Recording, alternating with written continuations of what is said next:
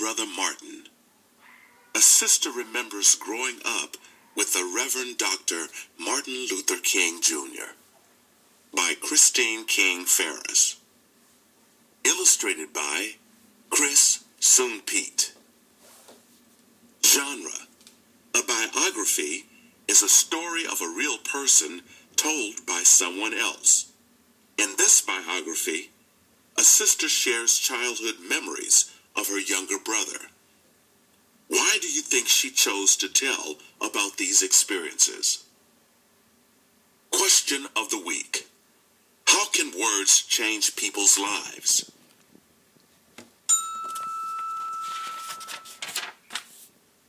Gather around and listen as I share childhood memories of my brother, the Reverend Dr. Martin Luther King Jr.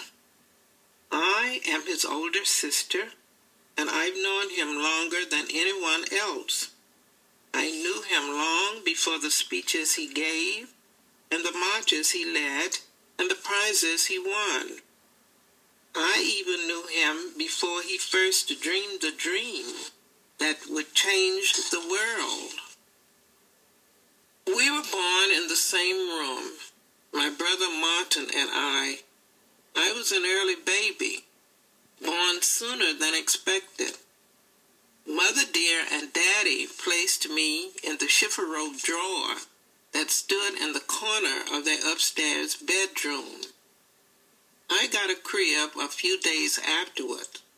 A year and a half later, Martin spent his first night in that hand-me-down crib in the very same room. The house where we were born belonged to Mother Dear's parents, our grandparents, the Reverend and Mrs. A.D. Williams. We lived there with them and our Aunt Ida, our grandmother's sister.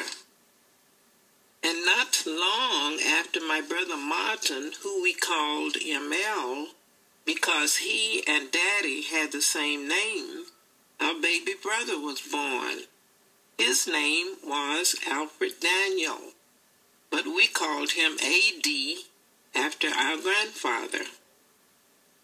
They called me Christine, and like three peas in one pod, we grew together. Our days and rooms were filled with adventure stories and tinker toys, with dolls and Monopoly and Chinese checkers. And although Daddy, who was an important minister, and Mother Dear, who was known far and wide as a musician, often had work that took them away from home, our grandmother was always there to take care of us. I remember days sitting at her feet as she and Aunt Ida filled us with grand memories of their childhood and read to us about all the wonderful places in the world.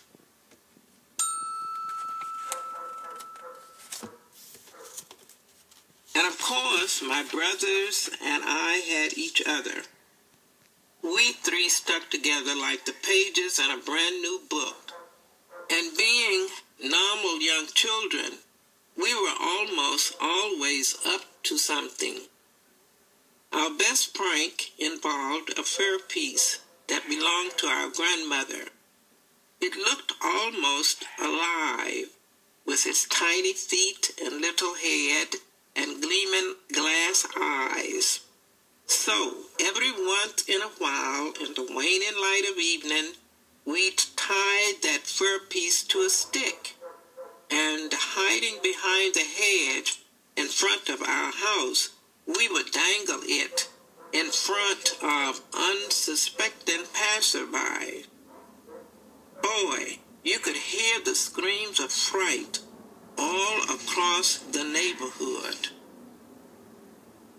Then there was the time Mother Dear decided that her children should all learn to play piano. I didn't mind too much, but ML and AD preferred being outside to being stuck inside with our piano teacher, Mr. Mann, who would rap your knuckles with a ruler just for playing the wrong notes. Well, one morning, ML and AD decided to loosen the legs on the piano bench so we wouldn't have to practice. We didn't tell Mr. Man, and when he sat, crash, down he went. But mostly we were good, obedient children, and ML did learn to play a few songs on the piano. He even went off to sing with our mother a time or two. Given his love for singing and music, I'm sure he could have become as good a musician as our mother, had his life not called him down a different path. But that's just what his life did.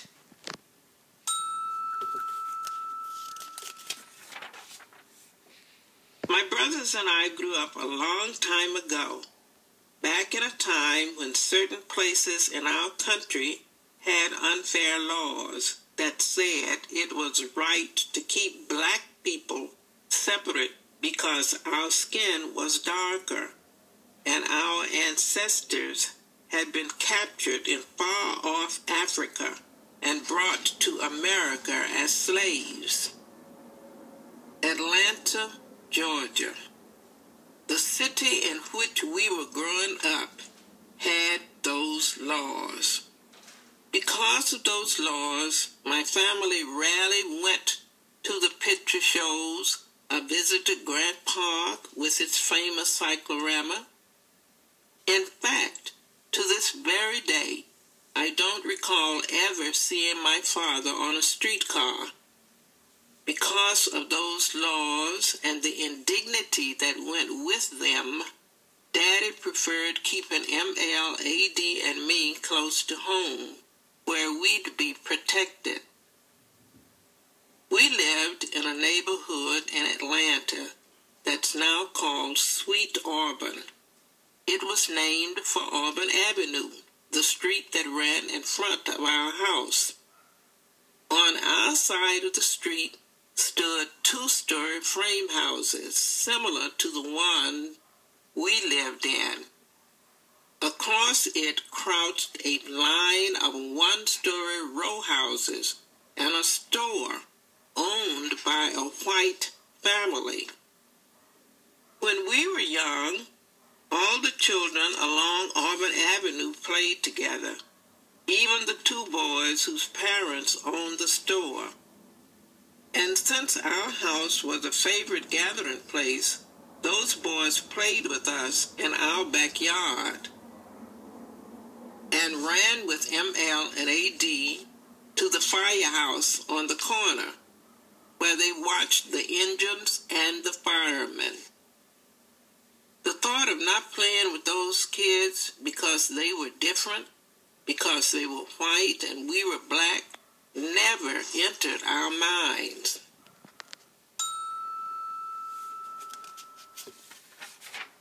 Well, one day, ML and AD went to get their playmates from across the street, just as they had done 100 times before.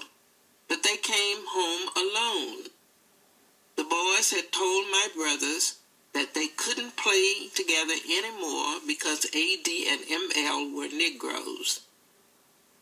And that was it. Shortly afterward, the family sold the store and moved away. We never saw or heard from them again. Looking back, I realized that it was only a matter of time before the generations of cruelty and injustice that Daddy and Mother Dear and Mama and Aunt Ida had been shielding us from finally broke through. But back then, it was a crushing blow that seemed to come out of nowhere. Why do white people treat colored people so mean? ML asked Mother Dear afterward. And with me and ML and AD standing in front of her, trying our best to understand, Mother Dear gave the reason behind it all. Her words explained the streetcars our family avoided, and the whites only sign that kept us off the elevator at City Hall.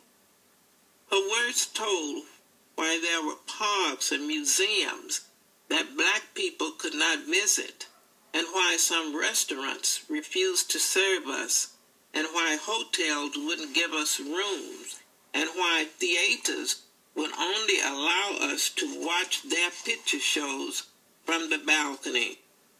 But her words also gave us hope.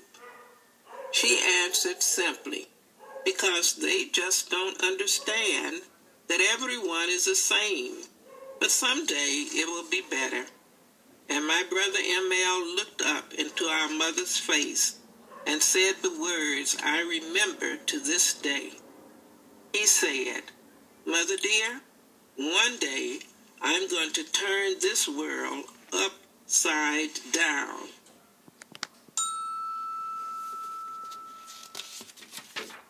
In the coming years, there would be other reminders of the cruel system called segregation that sought to keep black people down. But it was Daddy who showed ML and AD and me how to speak out against hatred and bigotry and stand up for what's right. Daddy was a minister at Ebenezer Baptist Church. And after losing our playmates, when ML, AD, and I heard our father speak from his pulpit, his words held new meaning. And Daddy practiced what he preached. He always stood up for himself when confronted with hatred and bigotry, and each day he shared his encounters at the dinner table. When a shoe salesman told Daddy and ML that he'd only serve them in the back of the store because they were black, Daddy took ML somewhere else to buy new shoes. Another time, a police officer pulled Daddy over and called him boy. Daddy pointed to ML sitting next to him in the car and said, "This is a boy. I am a man, and until you call me one, I will not listen to you." These stories were as nourishing as the food that was set before us. Years would pass, and many new lessons would be learned. There would be numerous speeches and marches and prizes, but my brother never forgot the example of our father, of the promise he had made to our mother on the day his friends turned him away. And when he was much older, my brother M.L. dreamed a dream.